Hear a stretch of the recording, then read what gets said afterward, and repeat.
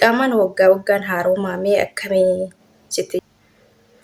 Assalaamu alaykum warahmatullahi wabarakatuh. Shamarran hordoftootaa fi kabajamtoota kiyya akkamiin nagaa jirtu jajjabaattu isin jechaa ani nagaa alhamdulillah. Viidiyoo kiyya haga dhumaa ilaalaan jirtan haga dhumaa ilaalaan isin jedha akkasumallee like godha. Like gochuun dagateena isin fayyada waan ta'eef waan isin fayyadu qabadheetiin dhufa isin immoo like godhaan isin jedha buleeyyiin kiyya. Warri haaraa taatan immoo subscribe godhaa mana kanaa maatii ta'an isin jedha. Egaa gaafilee hedduu kana gaafatamu jechuudha akka isin deebisina gadhaa gara keessaatiinis warri na gaafattan koomentiinis jechuudha isin deebisa. Tokkoffaa irratti obboleettiin keenya kun maal jetti? Assalaamu alaykum warahmatullahi wabarakatuh jettee wa alaykum salaam warahmatullahi wabarakatuh siin jedha obboleettii kiyya jechuudha. Akkaataa biyyaatiin inni biyya nama keessa jiru kana jechuudha. Waggaa lama lamaan haarommaa Dubaay jechuudha. Biyya biraa hin beeku. Akkasii siin jedha obboleettii tiyya. Dubaay keessa jiraatti waggaa lama lamaan haarommaa siin jedha. Innaa kana fakkaata jechuudha. Inni biraa immoo gaafiin itti aanu jechuudha. Obboleettiin kiyya tokko maal jettee komentii dheeraa wayinaa barreessite jechuudha. Waa'ee yeroo darbe akkaataa uffata itti xalabattan ijoollee keenyarraa hin bitina. Baay'ee nama shawwadanii akkanattanaa waan akkanaatiin na mudate hiriyaa tiyyas waan akkanaatti mudate yeroo isin jedhe irratti jechuudha. Komentii isin naa barreessite kun jechuudha. Maal jettee seetanii madaamin kiyya bakka gaarii nama geessitu bakka kolbaa nama geessitu ani immoo xalabachuun beeku. Na xalabiyoon jedhuunis gatii wuddii natti himti. Naan jettee obboleettiin keenya kun jechuudha.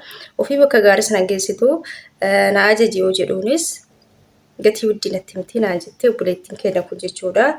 Ani immoo galuuf inshaallah rabbi jedhe ji'a lama booda jettee maal goota seetee obboleettii kiyya dhugaa rabbi biyya jechuudha. Ana biyya galee dhufeemi biyya jechuudha uffanni ka'ana jedhetu jira. Biyya kana uffata maaltu jiran jiru bara uffanni.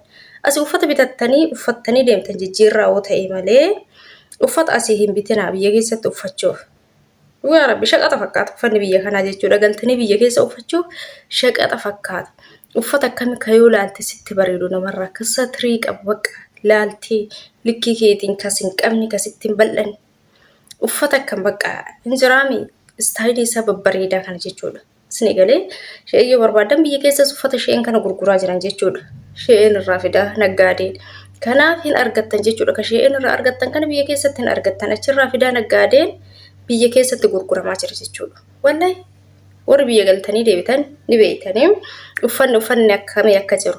Warri surree uffattanis warri gurdii uffattanis gurdiin akkamii akka jiru. Warri qamisii uffattanis injiraami bakka uffata garagaraa warri fistaan uffattanis bakka ka'ana jedhe jechuudha. Ka yoo uffatte innummaanuu si bareechu jechuudha. Maashaallah ka bareedina sii dabalu jechuudha.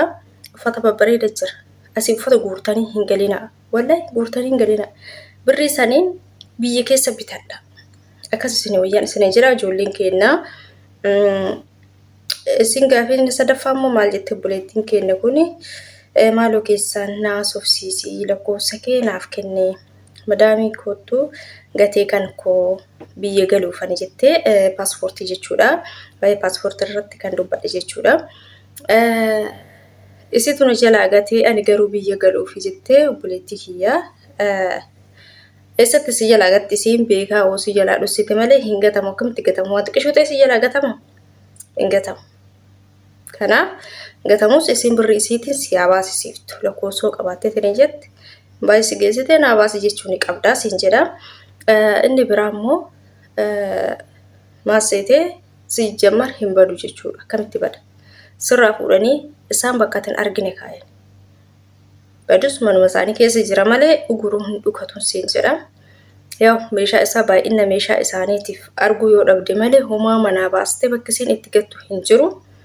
Kanaaf hattuu mana isii seenee fudhatu tokko hin jiru. Isima itti jabeesse siin jedha obboleettii kiyyaa. Paaspoortii malee immoo waraqata adii yoo galuu barbaadde malee sanuu imbaasii deemtee paaspoortii jechuun kan harka qullaa galu waan danda'amu natti fakkaatu siin jedha obboleettii kiyyaa. Kanaaf akkasitti ilaalisiin jedha kan koo waggaa tokko fixee erga dhumee Saudi eessatti haaromsuu imbaasii isa ittiin dhufanidha moo jettee obboleettiin keenya kuni. Ati ka dhufteen biiroodhaan imbaasii dhuuntaan obboleettii kiyyaa. Imbaasiin immoo hin jira. Imbaasii yoo nageessaa jetteen safaaraa jettaan afaan Arabaatii yoo nageessaa jettee si geessan jechuudha. Paaspoortiin kee irraa dhumee jira. Nageessaa hojjettee si geessan jechuudha isaan. Si geessanii yoo barbaadan qarshii isaaniitiin si haaromsuu danda'an. Akkas nama si gargaaruutti garuu dirqama hin qaban. Qarshii ofiitiin si haaromsuu isaan dirqama hin qaban. Paaspoortii iqaamaadha malee dirqamni kan isaan qarshii isaaniitiin haaromsan. Paaspoortiin dirqama keeti jechuudha. Kanaaf isaan eeguu hin qabdu siin jedha. Kanaaf si ilaallata jechuudha. Paaspoortii si jammar jechuudha. Ati amma erga irraa dhumee waggaa gahee jettee jirta. Paaspoortiin waggaa 4 ji'a 6 qofa kan inni tajaajilu garuu waggaa 5 baasaname garuu waggaa 4 ji'a 6 qofa.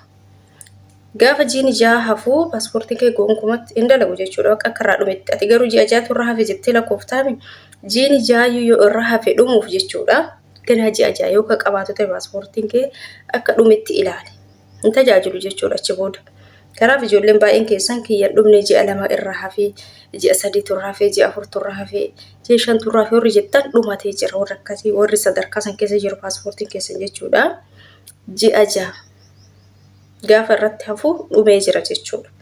Tajaajila hin qabu jechuudha paaspoortiin kamiyyuu. Kanaaf akkasitti hubadhaan isiniin jedha. Ijoolleen baay'een kiyya ji'a 2 qabaa biyya galuu hin danda'a ji'a 1 qabaa waan akkasii warri jettan jechuudha. Iqaamaa haaromsuu hin danda'a warri jettan haaromsuu hin dandeessan. Dhumatee jira jiini 6 gaafa irraa hafu dhumatee jira jechuudha. Waggaa 4 ji'a 6 ka tajaajilu jechuudha. Kanaaf akkasitti hubadhaa ijoolleen baay'een. Innaa akkasana isiniin jedha. Gaafilee hedduudha garuu hunda gadi hin baasne koomentii baay'eedha. Kanaaf warri gaafii gaafattan isiniif hin deebisaa. Garuu immoo walii dabarsaa laayik godhaa sheer godhaan isiniin jedha obboleeyyan kiyyaa. Akkasii hojii qaban ta'e viidiyoo gabaabduu tanaan isin hojjedhee nu dheeressu isin immoo laayik godhaa haga dhumaa dhageeffadhaan isiniin jedha. Yeroo baay'ee haga dhumaa dhageeffachuu dhabuu irraa deebi'an dhumarratti kennuufaa isin immoo ganaa deebitanii jalatti na gaafattan jechuudha. Haga dhumaa dhageeffachuu dhabuu irraa. Kanaaf haga dhumaa dhageeffadhaa waan gaafachuu barbaaddan waan gaafii isinitti ta'e deebii achi keessaa argachuu dandeessa waan ta'eef kanaaf haga dhumaa dhageeffadhaan isiniin jedha. Obboleeyyan kiyya irra utaaltanii nan ilaallatu jettanii yookaan jalqabarraa dhageeffattanii dhiisuu doon taanaan gaafii hedduu deebisaa jalqabarratti dhumarratti jiddurratti kana waan ta'eef haga dhumaa dhageeffadhaan isiniin jedha. Kana fakkaataa galatooma.